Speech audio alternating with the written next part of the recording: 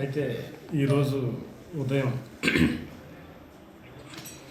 జిన్నారం మండల రెవెన్యూ ఇన్స్పెక్టర్గా పనిచేస్తున్నటువంటి జయప్రకాష్ నారాయణ గారి మీద సోషల్ మీడియాలో అట్లనే మన ఎలక్ట్రానిక్ అండ్ ప్రింట్ మీడియాలో కూడా అడ్వర్స్ న్యూస్ అనేటువంటిది పబ్లిష్ అవ్వడం జరిగింది.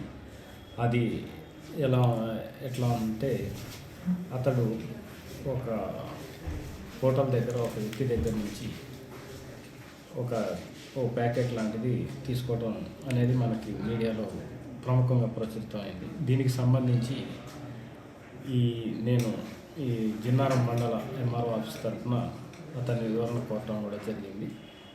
ఇట్టి విషయాన్ని ఎంక్వైరీ చేసి ఆల్రెడీ డిప్యూటీ తహసీల్దార్ గారు దీని మీద పూర్తి విచారణ చేయటం జరిగింది.